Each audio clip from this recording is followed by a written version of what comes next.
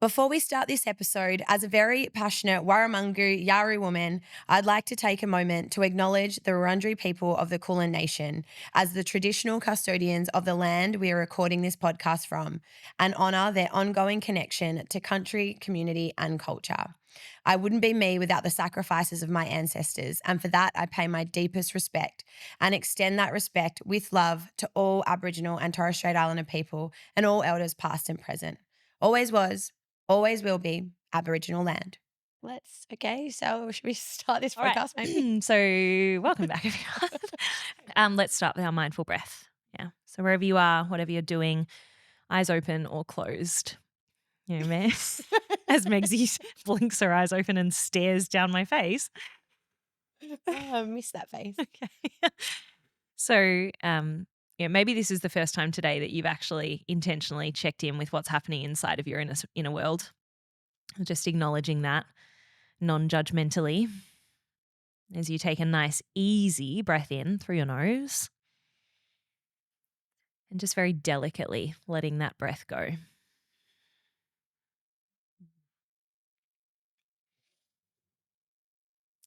All right. We love that. You look like you're high. I feel it.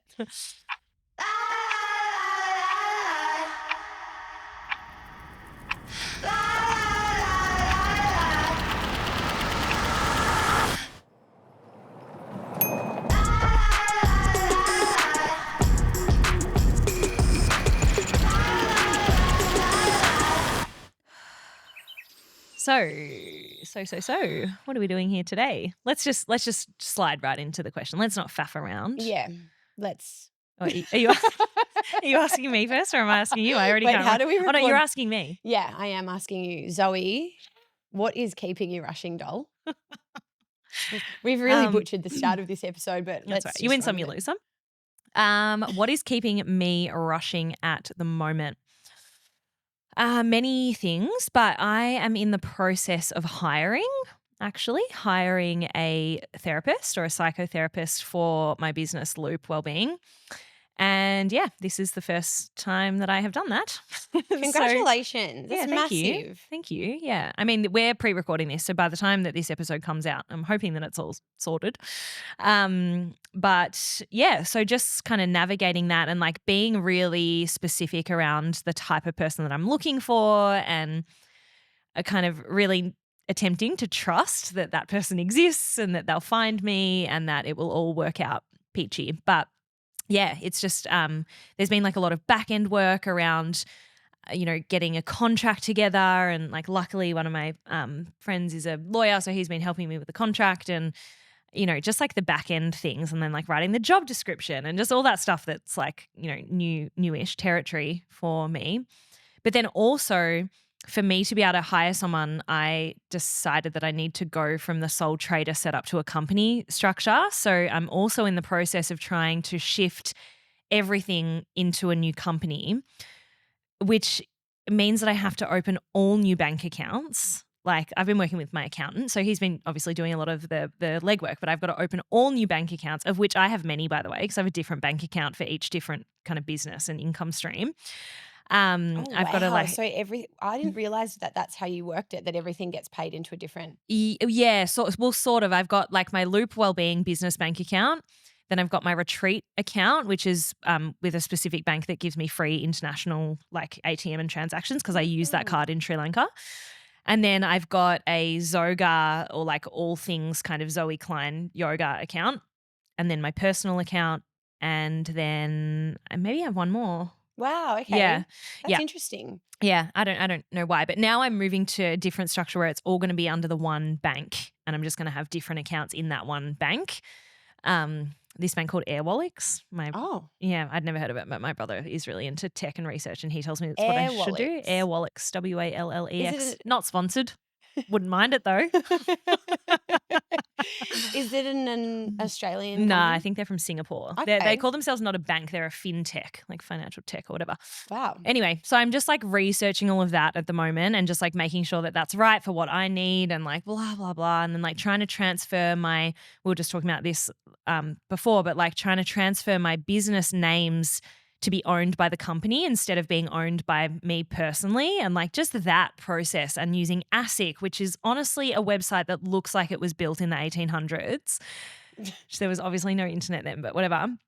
So yeah, just like dealing with that. Like I was up so late last night because it's one of those things where you don't account for those kinds of tasks in your workday. And like my work days are back to back. Like I have to schedule specific time to do everything. And so when something like this, which is like a bit left of field, I have to do that outside of work hours. So I'm up until like, late last night on ASIC Connect trying to figure out my password.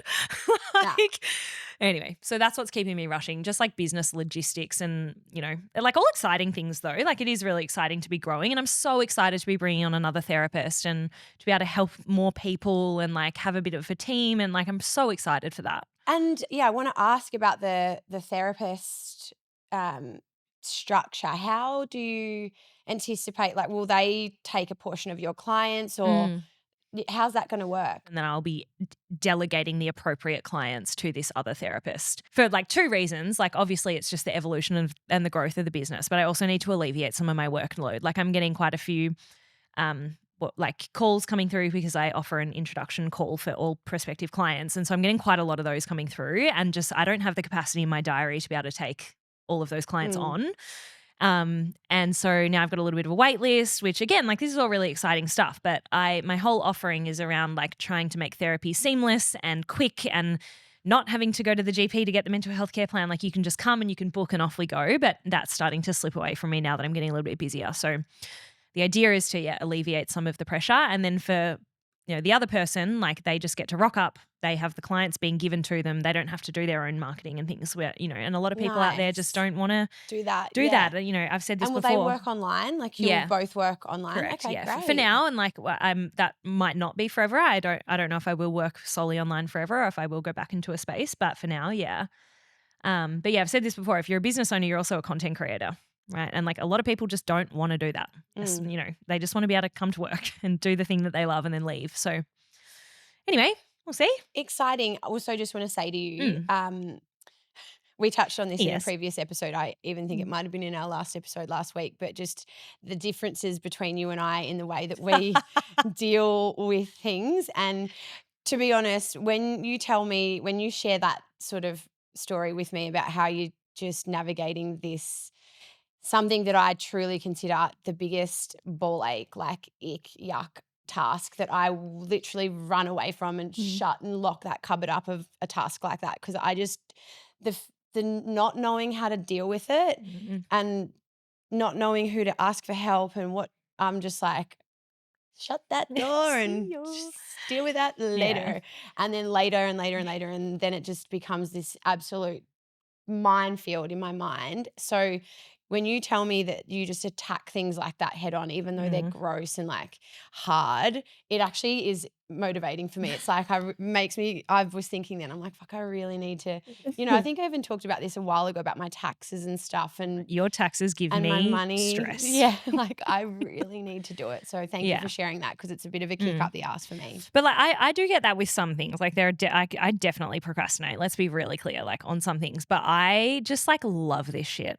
Like I love organization, firstly. I love life feeling organized. It's my way of controlling the uncontrollable. But also like I just love learning and I love growing. And I'm not saying that you don't love those things, by the way. But yes, but when it comes to like businessy things, I just love it. I just want to know how the world works, and I want to know how to do it, and I want to just like play with it now to the point where like it can actually be to my detriment as well, because I will happily like Guy always used to give me shit about this. Oh my God, I haven't thought about this in ages, but I went through this phase where I would constantly be rebranding and updating my website to the point where like I honestly rebranded and updated my website like 6 times.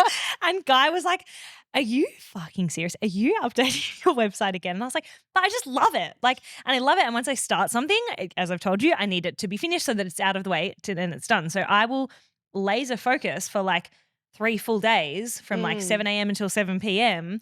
to update my website and make sure that it looks good. It's amazing that you can do that, because I laser focus for about 2 minutes and then I'm like, oh, this is too complicated. And then I open the next tab and off I go down But that sometimes I lane. need to be more like that because realistically, did I need to update my website that 6th time? No, I could have been spending that on actually doing something that was going to make me money. But instead, I'm like, do.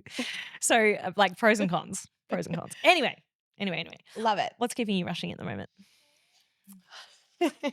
Well, this is a funny one. And I don't know that you'll necessarily relate to this one as such, but as a single gal in this world, Hey, what? ew. No wonder you're single. Ick. I give myself the ick so much. That's why. No, but as a single girl in this world, I particularly as a single girl at the moment who's not really actively like exploring, really. Like I've really kind of held myself back a lot from dating and whatnot this year, which has been nice and whatnot. But anyway, the thing that's keeping me rushing is that I have recently sort of developed a bit of a crush on somebody. And now it occupies my fucking brain all the time. And I'm over it. Like it just takes up space that doesn't need to be taken up, especially because it's probably not going to eventuate really. So I'm like, can you please just, you're literally living in my head rent free and you don't really deserve to be there. And it takes it distracts me. It takes my mind away from important tasks and being laser focused because I go off in la la land when I'm trying to be laser focused and I'm like, this is too hard. So now I need to procrastinate. Oh, what am I going to procrastinate? And then I go in this loop of la la land, fantasy land. And that's where I'm at. Like what percentage of your time? Like it's not all day, every day, but like I would say I have enough of a crush that I think about this person, I think about him like enough for it to be a distraction. Yeah. And, you know, I'll find myself sometimes like we talk a little bit and I'll find myself, like going on to his Instagram and being like, just looking at the same photos. And I'm like, what am I doing? It's that, but I find that that's become my procrastination tool. Yeah. And I'm sure that I'm not alone in feeling this for people that are single and crushes. That's just kind of what happens. I mean, obviously I'm not single, but this is relatable to me. I like know this exact feeling when you're like totally crushing on someone and you're like a little bit like you go obsessed. a little bit erratic. Like sometimes I catch myself like daydreaming about going on a holiday together and shit. And I'm like, Megan, shut up. Like mind, like where are you taking me down this stupid, unrealistic path? And I'm probably setting myself up for failure because I'm like in this little crush land at the moment. And I think because I've developed a little bit of a crush here, it's like probably inhibiting me from exploring other areas. Yeah. And I just find the whole dating and the being single and it's just, I'm in a real weird place with it at the moment. Yeah. Yeah. Which, I mean, I'd love to talk about that because obviously this occupies headspace for you, whether it's the crush or whether it's just single and not feeling like you have time and space and headroom to like engage in dating and just actually what it means to be single in a world that prizes relationships as better. So yeah.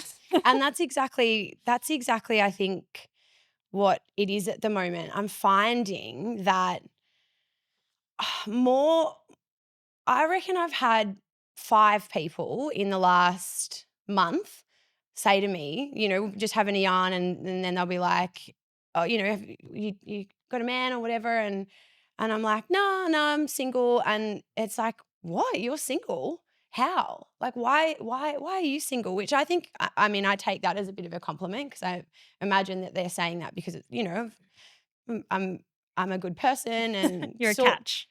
We all know you're a catch. she's a catch. No. But, I think that's why. And also Yeah. somebody who's in their mid-30s and, got good things going on. I think that people just assume that, you'd have locked somebody down by now or whatever. And I think that being asked that, and especially lately being asked it kind of consistently, makes me almost feel like sometimes I'm a little bit behind. Like, Mm. like I'm a failure because I'm single. When in actual fact, I'm like, I'm so okay with it. Being single is fine. And like, Mm.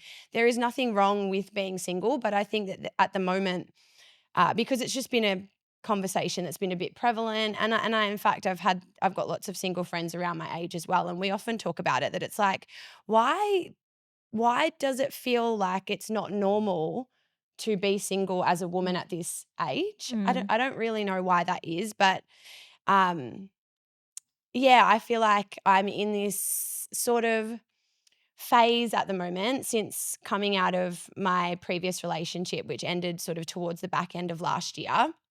And I've just wanted to breathe, I think, since Mm. then, and just have some space to really learn to stand on my own 2 feet again. Mm. I think what I've reflected on, and a big part of what now that I'm a lot more mature and a lot older, is realizing that I don't want to go from one to the next and repeat the Mm. same cycle, Yeah. especially as I'm older and do have desires to, hopefully start a family at some stage and actually be with somebody for a really long time. Mm. Like I definitely have those desires. So I want to almost ensure that I take that step back to catch my breath, Yeah. to ensure that I don't repeat the same patterns myself and fall into the same traps in the relationship as well, because otherwise that's what will happen. And that's what this year has really been for me. And it's been really nice. Like I would say probably coming out of that relationship, like all relationships that end, it was obviously a hard period that I went through and quite emotional and whatnot. But I think a big part of it is for me as well was like learning to accept that it's okay to be 30 in my mid 30s, 36 and be on my own, because that was the most daunting thing that I found. Was that relationship ended and I was like, back, I'm all right, great, I'm back to square one, but this time Mm. I'm way down the line in terms of like age. Yeah. Um How long were you guys together? I think Remind we me. were together for like just short of maybe 2 years or a year and a half or Mm. something around there. Um, and yeah, I learned a lot about myself and, again, with reflection, being able to kind of look at that and go, there are so many behavioral patterns that I do not want to repeat when I show up again in Mm. my next relationship. And, but yeah, going back to just the being okay on my own. Like I've come out of the initial, I feel like it's like almost like a cycle of not grief, or maybe it is grief for some people, but it's like a step process. You come out of a relationship and it's a bit sad and you have that emotional phase and feeling a bit like a failure and feeling like, oh fuck, now I've got to start again and all of that worry. And then but then you get to acceptance, and now I'm, like, past the acceptance, and I'm just, like, settled, and I'm so in, like, my comfort zone at the moment, almost to the point that I've gone so far in my comfort zone. I'm so comfortable and independent and content with my friends and my work and my life as it is, that I'm almost, like, disabling myself from Mm. even going out and meeting anyone new, which is okay as well, because I think I'm a big truster and believer in time, and when it's meant to be, it'll just happen, and when it happens, it'll happen quick. Yeah. Um, so for now, I'm just happy to kind of simmer in this solo space that I'm in, because it's really great actually. And I almost wish people would stop asking, because it's like it makes you feel a bit shit in the Mm. moment, even though it is a nice compliment, because it always usually comes from people being like, but what, how are you, Yeah. like, it's a nice thing to hear. But I think it's just like, and for any of my fellow single gals that are out there that are listening to this, knowing that you're not behind, it's okay to not be in a relationship. Being in a relationship does not define you as a human. And in fact, I feel like I'm going to be a better version of myself in the next relationship because I've had all this space and time to be on my own Mm. and be so good on my own. Like, I'm actually so proud of myself to be where I am right now because the patterns of the past Megzy were that I would go from relationship to relationship because I was not comfortable to be on my own and I needed Mm. a source of validation from somebody else. I couldn't make myself happy. So I looked for that in relationships really. So I'm so proud that I've surpassed all that. I've learnt so many lessons and now I'm in this really comfortable, happy place on my own. Mm. And I think that's a nice spot to get to. Mm. Yeah, that's so it's beautiful to hear you say that, and it's like the difference between needing a relationship, feeling as though you aren't complete unless you're in a relationship versus being complete in yourself and having the complement of another person. Like letting that be an amplification rather than like, the benchmark. Yeah. Um uh, do you I mean, I'm curious about your relationship history. Like, firstly, I'm curious about the patterns. Like you mentioned, or maybe that is the pattern that you just kind of go from one to the other so that you don't have time on your own. I think that's like really, really common.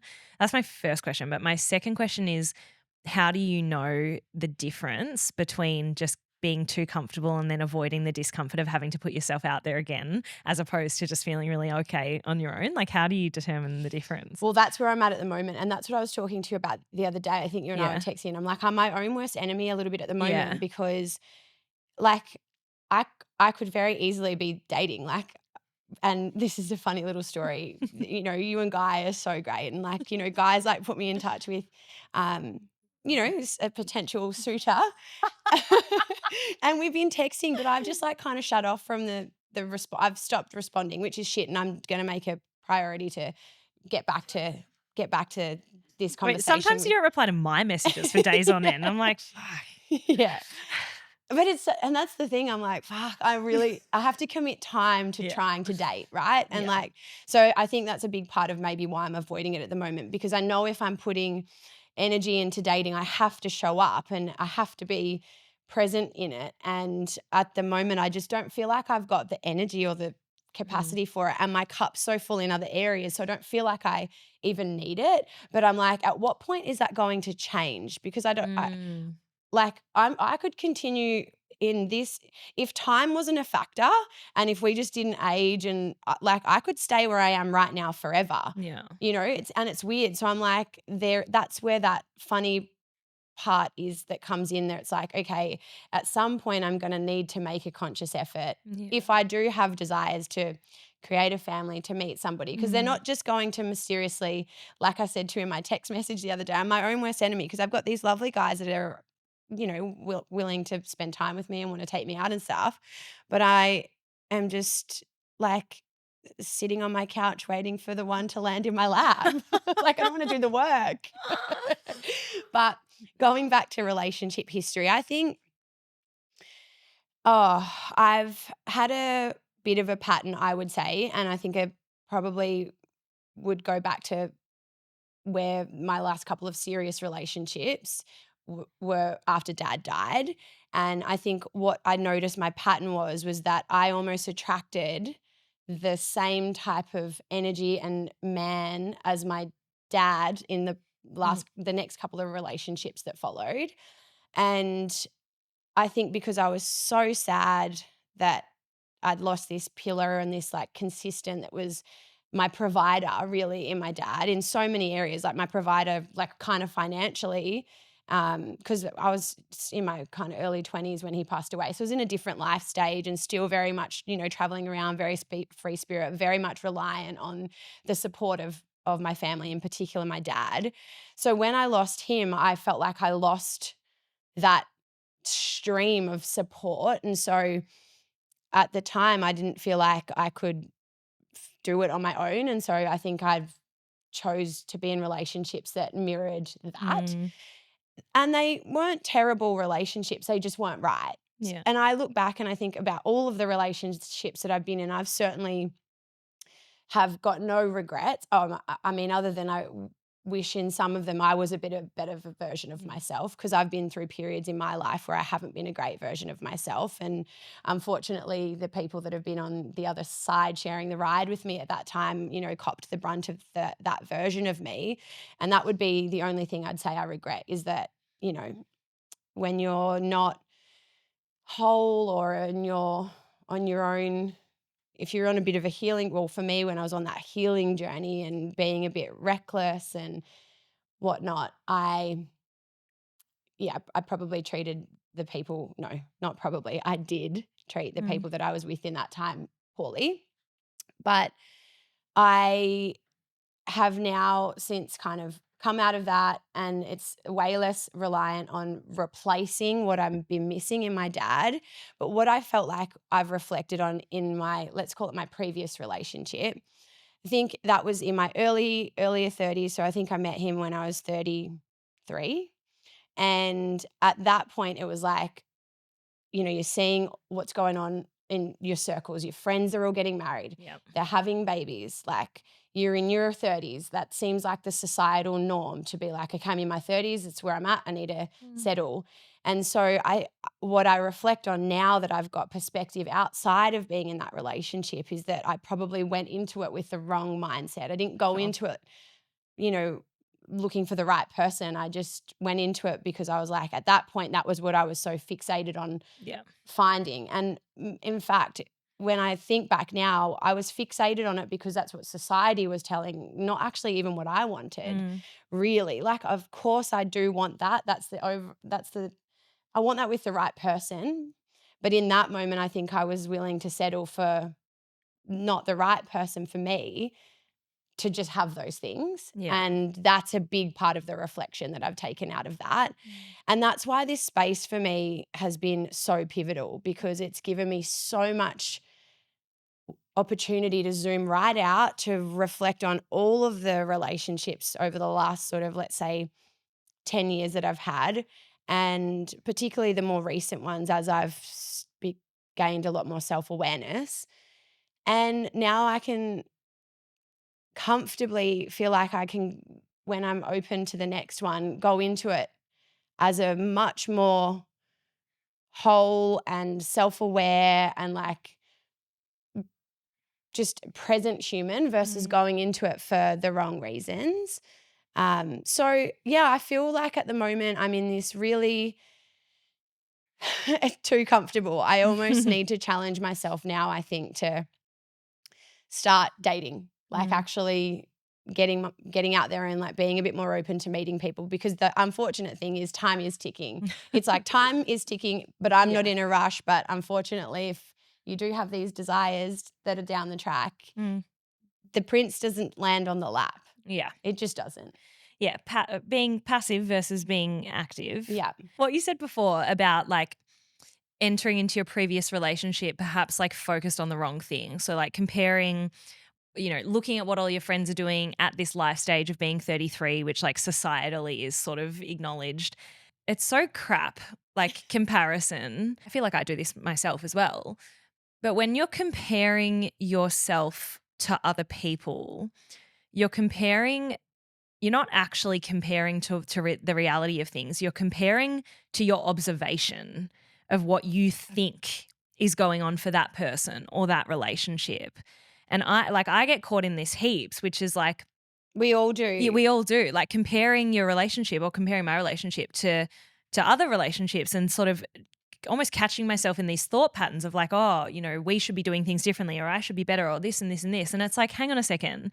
Like, you don't know what happens inside of a relationship unless you're in it. Yeah. Like, it's only the people inside of the relationship that actually understand and know what it's like. And then there's his side, her side, and the truth, or Yeah. their side, and the truth. And, oh God, it can be so exhausting. And like often the realization of what you're comparing to, which is not actually reality, comes way too late, and you've already spent like months and months and months ruminating or beating yourself up or with the wrong person or whatever it might be, because you haven't yet realized that actually you've got no fucking idea what's going on for that other person. And you're or that- making up an elaborate fantasy or story in your Yeah. mind. And social media is so detrimental for that reason. And I catch myself in that all the time. And then, when you gain perspective, it's like, Mm. oh my God, like I've so many times and so often had uh, an unrealistic story about what I see in a couple, right? For example, if we're just talking about couples, but this doesn't just relate to relationships. This relates to so many things, which I think comparison, I'd like to actually spend a bit of time talking about it because I feel like that relates to work and career stuff as Mm, well.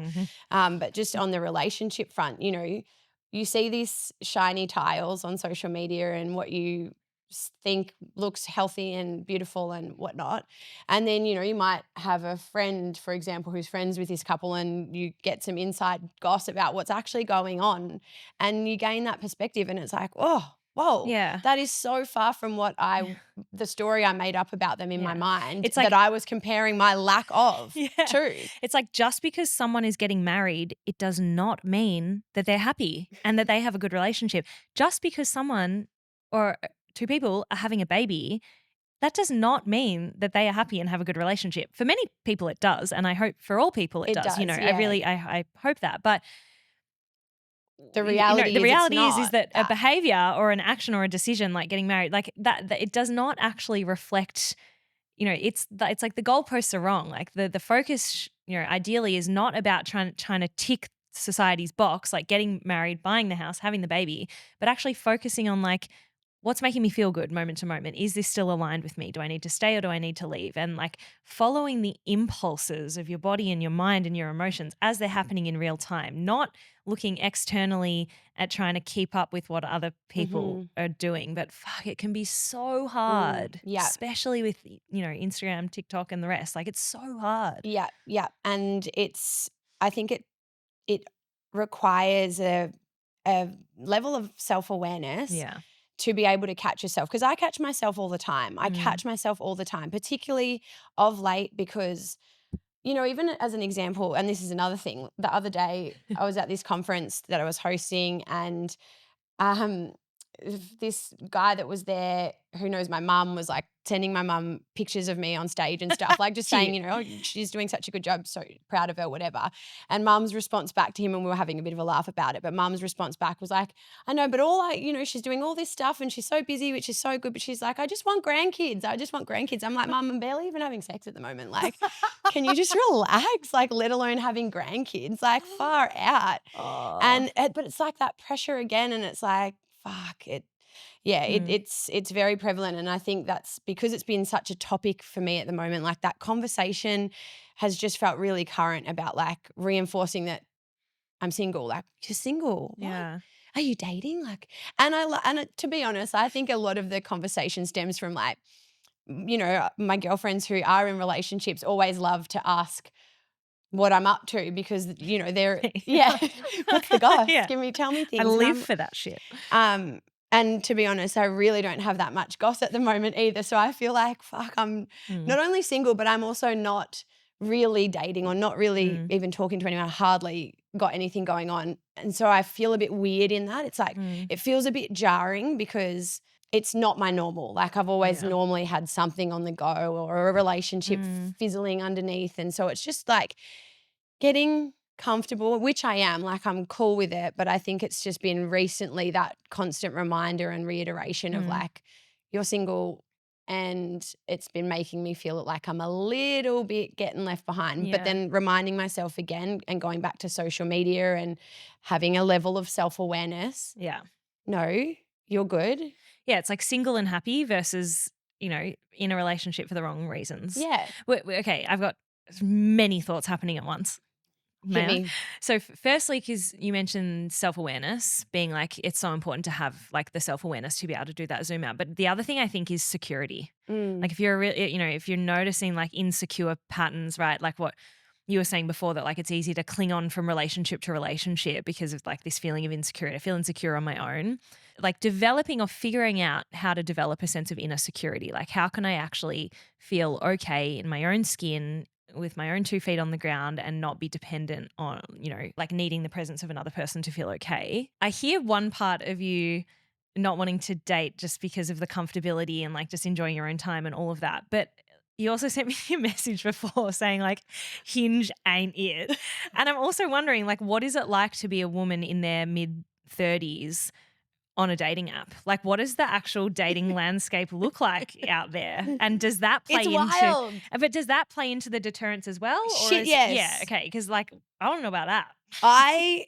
Okay, and this is I've never been a great Hinge Yeah, dater. because you takes you 7 days to reply to one message. We've got that so far, yeah. Good. With a dating app like that, you have to have some level of presence with it.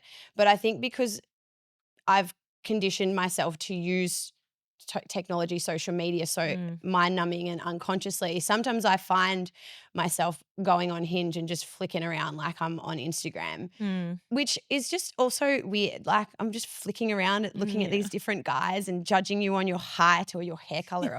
It's just odd. Like, I don't know. I find it really strange. And in fact, and you know, you learn what your preferences are and things like that. And, you know, you might find like someone who looks good, but then has like weird prompts, or like he might be my same height, which is fine. I'm here for the short kings too, like whatever. But you find yourself judging people on these things that you probably wouldn't if you met and connected in real life. So I really grapple with that on the online dating space. Don't get me wrong though, I've had some really fun dates that have come off Hinge. I've met some great guys on Hinge and have had some really fun dating stories. And I've had a couple of dodgy ones too, but you just have to, I think you've just got to be in the right mindset for it. And what I'm finding at the moment with the online dating space for me is that I think because I'm so busy as well, and you do have to you have to respond to these people. You have to, like, in order for it to come outside of the phone and be in real life, you have to be present with it. And I'm just finding that I'm not that present at the moment in that space. But it's also like, it's not that great for me at the moment. I'm just, it's wild out there. It's a wild, wild west. Do you ever feel like nervous if you're going on a Hinge date? Yeah. Okay. So I went on this date recently Yeah. with this guy who probably I would not have, but Portia, my housemate, she's always like, she's so good at dating. In fact, we should probably get her on here one time and like 100%. Yeah, like she is like the queen of just like, you just sometimes have to just put all of that aside and go in with no expectation and just challenge yourself and get out of your comfort zone. And so I did that with this last date that I went on. And he was so sweet, bless him. But like, you just, from the minute that we met, he was like a bit skittish and a bit nervous, and I'm such a like la la la, like cool, calm, collected. So we were just like, it was just a bit awkward because I could tell he was really nervous. Aww. Anyway, we like had a couple of drinks and stuff, but I was not feeling it really at all. But he was obviously quite into it. And anyway, we parted ways and we were at this bar in the city, and I was like so not wanting to interact, but he like fully went in for the kiss. So we're like having this pash at the front of this bar, like in the afternoon. And I'm just like, oh my God. It's the afternoon. Yeah, it's still daylight. And I've literally only had 2 drinks and this guy's like pashing me, and I'm just like, oh my God, like, bye. Like, got that out of the way, gave him a little 10-second kiss, and then I was like, bye. And then straight away, like on the message, that was so great, rah, rah. And then I feel so bad, but I just ghosted that one pretty quickly, which is not the right thing to do. But that one didn't work out. So there's been a couple where you have those instances. And then I met actually a really nice guy earlier on in the year, and we went on 3, maybe 4 dates. He was so nice, and we actually also had like a bit of a pre-existing connection. Okay. We went on a couple of dates, and he was so thoughtful, like really romantic. It was still early in the year, and as I said, I broke up with my ex kind of towards the back end, was in that really kind of weird acceptance phase. Yeah. Also just gearing up for like work really starting to get busy, and I was just noticing like he was really keen, and I definitely, like, he was nice and I could have kept spending time with him, but I was like, I'm not interested enough in this moment especially, so I could feel that happening. And I just ended up having to send him a message and just and with him, because we'd built a bit of a connection over a couple of dates, I just was really straight up with him, and I was like, look, I really think you're a great guy, but my headspace is just not in the dating headspace right now, and I don't want to string you along and fuck you around. So I think we just have to, call it quits for now. Like, it's just funny. And so now, like, with this crush that I have, I've kind of, I've developed a little bit of a crush with somebody that I've been like kind of talking to and whatnot for a little bit. And I think what I'm finding is happening is what is challenging me is that it's the ones that are so out of reach that just Mm. sprinkle you with a few little breadcrumbs, and I'm just like eating these breadcrumbs, trying to make a fucking cake and a full sourdough loaf out of these breadcrumbs, and it's just not happening. They're the ones that occupy your mind, like the ones that are a little bit like aloof and a little You bit. want what you can't have. You always want one you can't fucking have. And I've got all Classic. these like, there's this, not all these, like I've got, there's so many opportunities to really go out there and go and attack this dating scene. And I think because I've developed this crush in this moment, which I need to just shake off and let it go. But I'd say it's probably holding me back a little bit because I'm like chasing what is not there versus like just putting myself out there to actually meet somebody who's really willing to be present and show up and actually like take me out and be romantic versus little Mr. Breadcrumb.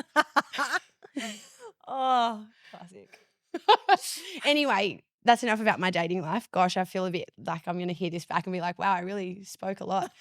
I want to talk about comparison in another format and in another setting, and that is with work and money and finance and career and house owning and all of that kind of stuff. Because again, that's also what people our age tend to compare. Yeah. You see, I'm seeing it all the time. And in fact, like I've had a couple of conversations recently with actually one of the chicks that I know through the AFLW. She's such a legend and I'm so excited for her. She just bought a place. She's a fair bit younger than me, but I could feel my body responding a little bit, even when she was telling me about her buying this house. And she's, I think, probably like 10, maybe 8 to 10 years younger, late 20s, maybe even mid to late 20s.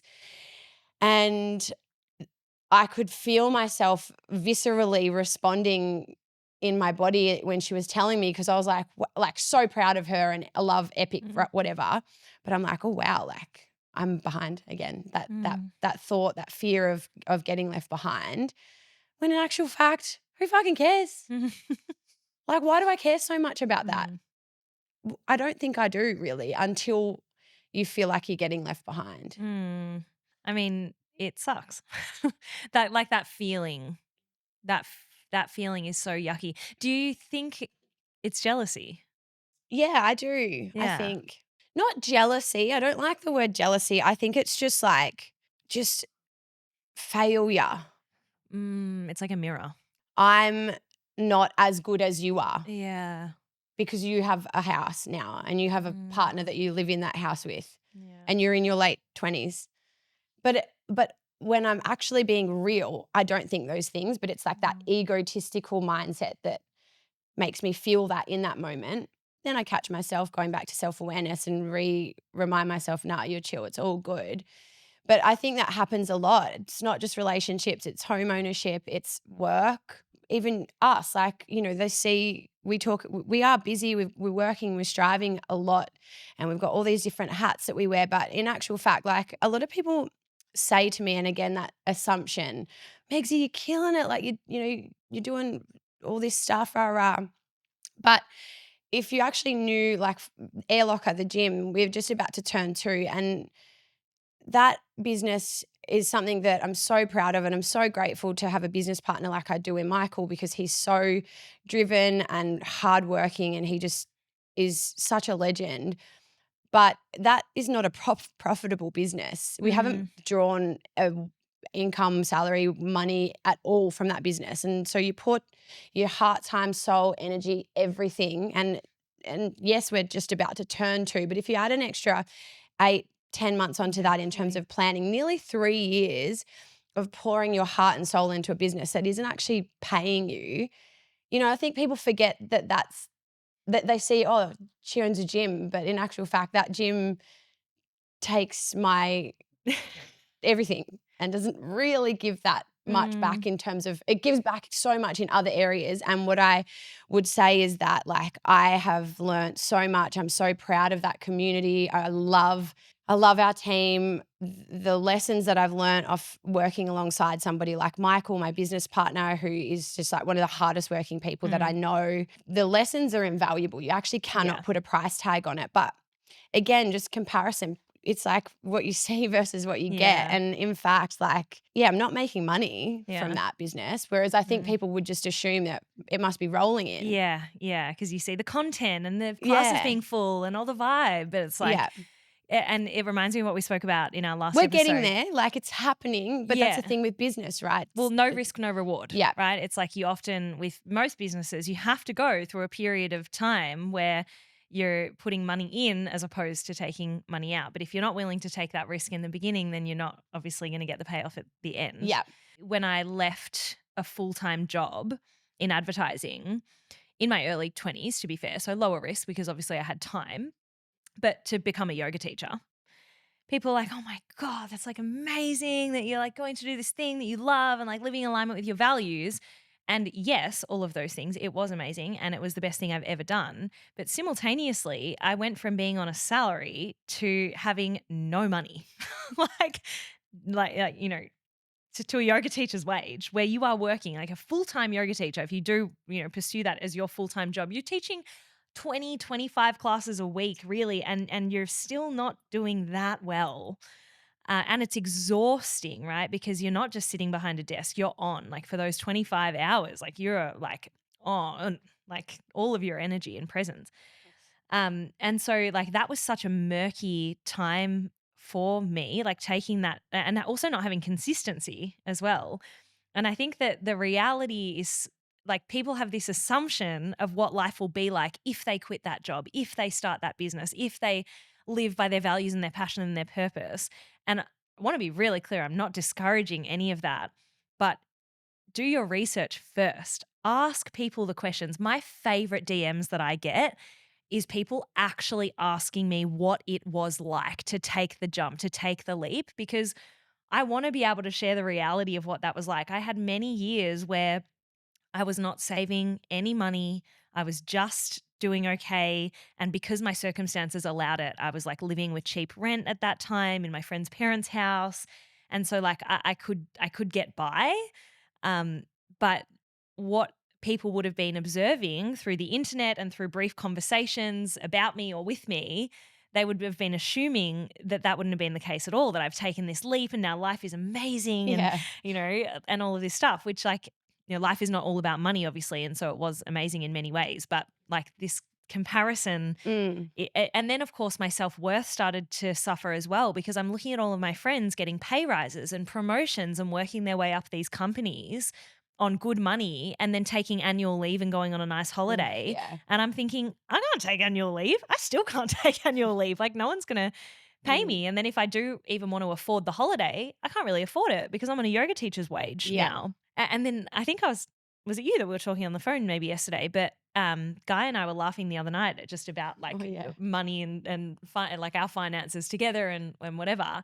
And he like made a cheeky reminder of like, let's not forget those couple of years that I supported us. And I was like, oh my God, I decided to go back to uni when I was 28 or something to do a 3-year degree. And plus we went into COVID, we went into lockdown. And so that was like 3 years of my life where I became a student and I was not really making any money. And Guy was paying for both of us. Like, and so thank you, babe. And We like, love you. and like, so like that, that's such a privilege to have had that level of support. And also like, I should also name that I have throughout my life been able to make perhaps quite courageous decisions because I have such a safety net with my privilege and my family system and like people around me who I know will always catch me if I needed to be caught. And I know that not everyone has that. So these kind of like leaps of faith can feel more risky for some than others. But no risk, no reward again. Because, yes, I spent those couple of years, like to be honest, from the time that I left my full-time job, started teaching yoga full-time, did a lot of traveling with my yoga teacher and a lot of things there to then into 3 years of study. that's probably like 6 years of my life where I'm making peanuts, Yeah. like peanuts. But now I'm finally at this point where I'm like, okay, all of that legwork, all of that elbow grease is now starting to be remunerated into my bank account. And I'm like, okay, I can like finally start to, feel a little bit more financial security and feel as though I'm also contributing to the bills and the mortgage and all of the other things. Whereas that wasn't always the case, but I don't think anyone would know that No. without me actually saying this out loud A right now. 100%. And it's context, isn't it? It's like money still feels like it has a bit of a taboo Mm, to talk yeah. about it openly and comfortably and share. I don't know, for whatever reason, it's just been something that we kind of, that's an area that we really keep to ourselves. And I guess it is quite a private thing. But my money story, like, yeah, I have not really had a healthy relationship with money up until probably like the last couple of years. Like like I've only really just gotten to a position now in my back end, towards the back end of my 30s where I've actually got some savings. Like, Mm, and I think I've said this before, but yeah, like during those COVID periods and, working in the fitness industry is not like it is not easy to yeah. make money and save and try to have enough to go on holidays and do all of these things that you want to do when you kind of have a bit of freedom and still young and whatnot. And so I've always really kind of just earned enough to scrape the barrel to get by, to have fun, and I've and live and travel and stuff, but I've never got to a point until recently in my, I would say even only in the last 12 months have I established a savings. Mm, I don't know, I think people just assume that because you work so hard and whatnot that like, you must be raking it in, but it's by no means the case. mm, And that's just the reality. Like, and sometimes you work your ass off and I've had to do a lot of things, and even still to this day, like still do a lot of things that I don't make money from. This mm, podcast, for one, if anything, the money is actually leaving our pockets to make this happen. But I am the same as you. It's now getting to a point where I've done a lot of things for probably under the value that I'm worth, mm. but just Yeah. to establish some experience, and sometimes you have to take the fall sometimes, and now that trade-off is worth it because now I've got the experience and I can say, okay, I can charge this rate for Yeah. this sort of thing or whatever. Mm, But I think it's important to just give some perspective that, like, yeah, what you see versus what you get isn't always the same, mm. like, and it's important to reiterate and remind people that the little highlight reels that we see are Yeah. literally glimpses. And I know most people know that, but I know that a lot of people get caught in the comparison Yeah. wheel. And I think that's important to just keep this like, that's why this is important. It's like the reality of what is actually occurring is that, like, working hard in some of these areas aren't actually, you're not actually seeing that Yeah. in real time. And I know that it'll come eventually, but Well, and also it's usually comparison that keeps us rushing. yeah.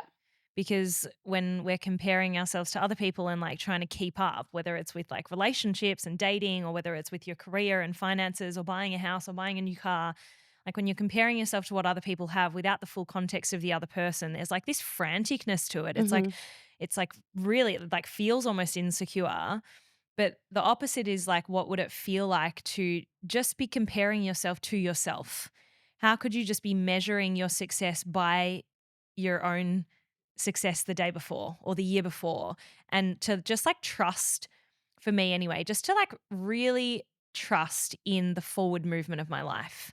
In that, like, if I'm feeling like I'm not earning enough or I'm not in the right place now, like, life is always moving and it's usually moving forwards. And so just to like trust that like this too shall pass, like classic saying. But so for anyone listening who can like resonate, and perhaps you are in a position right now that doesn't feel like really financially free, or you're not in that relationship that you want yet, like taking the evidence of both of our stories and like us being able to look back and recognize where we were versus where we are now and how much change there's been, that like that's true for everyone, right? In most cases. And that it's not that you shouldn't take action. It's not about being totally passive and just trusting that everything will be fine. So I'll just sit back and do nothing, right? Like me hoping Prince yeah, like Charming's just going Megzy's to land on my couch next to me while I'm eating popcorn and in my tracksuits. Ain't happening, honey. ain't happening. Right. But like not feeling like you have to be so active that you abandon yourself and your well-being along the way. Like finding that balance between like making sure that your momentum is moving you forward, but not in a way that's so scrambly that you're not present and that it's actually born from a place of insecurity rather than like true desire. And that's such a nice place to get to and find, 100%. And that's why, going back to what I said at the start, that's why I'm comfortable in this space right now, because as much as I have these moments and these lapses where I feel a little bit like, you have these conversations and you get a little bit in your head, but ultimately the fact that I've been able to have this amount of space and be on my own for as long as I have, and who knows how much longer it'll go on for. And you know what, who cares how much longer it goes on for, because things will just happen when they're meant to happen, and just trusting in that. But I'm so grateful that I've zoomed out and given myself perspective and given myself space, because I know now that I can go into whatever comes next, whether it's career or relationship or whatever it might be, buying a house even, and know that I've permitted myself the opportunity to gain perspective and awareness, and we don't need to rush. Life is going to keep laughing, and just go with the flow as best as we can. Yeah, that's all for me. What is helping you to slow down at the moment? Is that too jarring, that transition? No, off we go. Fuck, what is helping me to slow down right now? You maybe go first. Okay, I'll go first. This might cause some division in the room, but mine is around coffee. Actually, as I pick my she takes coffee a sip. up. I'm not drinking coffee, although I did shout out to Jenna Lee. I feel like she might be listening to this actually. So Jenna Lee is an incredible nutritionist who has been helping me just to test my hormones and just my health and gut health and things like that. And we did a little experiment where I stopped drinking coffee just for 5. I think the goal was 3 days, but maybe I ended up doing 7. And the thing that I noticed was that my alarm would go off in the morning, and rather than feeling like so drowsy and like I needed to snooze, my eyes would just open and I'd be like, okay, I'm up. Wow. And like I never get that feeling. Like that was really foreign. And I was like, whoa, that feeling felt so good that it was enough evidence that I needed to really cut back on coffee. And how many days did you say it took you to feel that? Oh, like a couple. Oh, couple of days. wow. I like weirdly didn't have many like withdrawals or anything. And also for more context, I got to the point, guys, where I was drinking like quite a lot of coffee. I would be having like at least 2 strong coffees a day. But because we have like a mocha master at home, which is like the kind of drip filter coffee, I'd be having like 2 full cups of that. But then I actually looked into it and was like, that is so much coffee. Yeah, like, right. Yeah. And so it just slowly crept up where all of a sudden I was drinking way more caffeine than I needed to be. It was just kind of habitual. But I didn't want to stop drinking coffee. That was never my intention. I love it. I love the ritual. I love the taste. I did not want to deprive myself of that love. It's one of my great loves, but I did make a commitment just to drink a little bit less because my nervous system and my stress levels and my cortisol, like it just was unnecessary. So now I'm just having 1 coffee a day, which is like probably really normal for most people. But, and even on some days I might have a decaf instead, or if I do want to have a second coffee, with more of like the ritual, if Guy and I walk down to the shops or whatever it is, I'll have a decaf then. And like, I didn't realize, but decaf, when it's mixed with milk. Does it taste good? Tastes exactly the same. Really? Like exactly the same. Because that's half the thing with coffee for me. I don't feel like I necessarily need it for the I'm the same. caffeine and boost. It's for the flavour. ritual. Yeah. I love the morning walk to the coffee shop. I love talking to the beautiful people that serve my coffee in Elwood. My coffee order is always a strong oat latte. Why? What's strong? What does that mean? Double shot. Oh, because right. I don't like it tasting too milky. Got you. But the problem is that you cannot be ordering a strong decaf. Okay. Like that ain't it. Because it tastes weird? No, because it's like because there's nothing in it. Yeah, like right. the strong. I'm like, I will not be that person who orders a strong decaf latte. So instead, I've been getting a decaf piccolo. Okay. Which is like half the milk. Nice. So it still has the same flavor. It's a little bit smaller in size, but that's fine. I think I want to become. There's like this real matcha trend at the moment. Yeah. Have you noticed? Yeah, You're not on the matcha trend? No, Also, I need to. It's matcha. Matcha, sorry. What did I say? Matcha. Matcha. Matcha. Um, I just feel like everyone is drinking matcha. Matcha. Yeah, it's delicious. Yeah, so Amy has just reminded us that a lot of people drink matcha as an alternative to coffee because it's like a slow release caffeine, and also it's like green tea, so it's like the antioxidants that are good for the bod. Good for the tings. Yeah. Anyway, Cool. what's helping you to slow down? Have you thought of something yet? I have. While Portia was away, Yeah. my housemate was away for a bit Oh, in let Sydney. me guess, you've been blasting the music. No, that was the last time. But also I sneakily got us a cleaner, which was Nice. great because we have been in our place. We've just clocked our 5-year anniversary in our little apartment, in our little abode. It's small, it's easy to keep tidy, but we're both so in and out. And the things that were really grinding my gears was like our balcony. I just wanted somebody to come and clean the balcony windows and have our couch steam cleaned. And I've kept this week quite open. And so, you know how it's actually one of the first weeks when I look at my calendar and I don't really have much in there. I said to myself, I want to use that time not to spend 3 hours, cleaning the balcony windows and doing the house cleaning chores, and instead doing a full spring clean of my cupboards and doing like a declutter. I really need to do that. So I'm so, so grateful that we had this cleaner come around. They did the balcony. The windows are looking beautiful. They steamed cleaned our couch for the first time in 5 years. Ew. Oh, I'm like, is it ill? Yeah, I think it is. It? Yeah, I think so. Yeah. How often would you steam clean your couch? We got ours done kind of recently. Okay. Maybe cut that out. Absolutely not. You grub. No, but it's been so great. Like the couch is steam cleaned. The house is really tidy. And I think I'm going to pose to Porsche, let's get this done once a month. Like just have the cleaner come once a month, because it just permits you a bit more time to do these tasks. Like I put off the spring cleaning because the other cleaning tasks in the house take priority, to the point now that like all of my shoes have just become this cluster of like sneakers with heels and boots and just a mess at the bottom of my wardrobe. And I need to sort that out. Can we get some photos for content? Yeah. Thank you. Oh my God, it's gonna be embarrassing to show the state that the cupboard is in now. But if anything, it'll be good accountability to actually get it done. And let's do it. Can you do a before and after? Yeah, I'll do a before and after. Great. Because the other thing is I have at the top of my cupboard, and this is why I want to do a spring clean, because it's literally like falling out at the moment. I have this thing where I just want to save all my hand-me-downs. I mean, sometimes I'll just take them to the salvos, but some of my stuff I know that like my little nieces and nephews will so benefit from.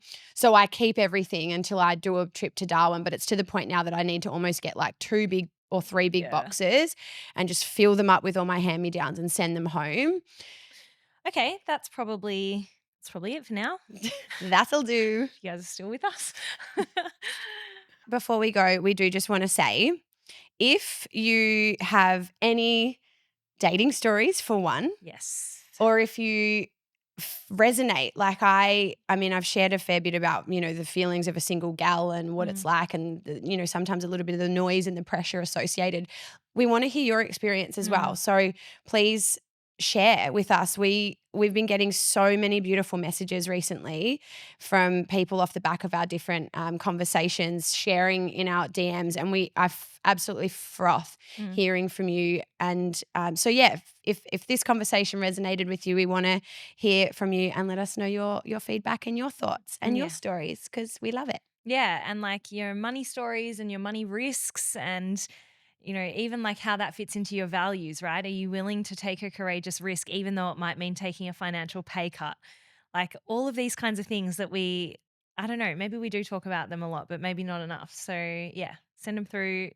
We'd love to hear from you. Ciao. Bye for now.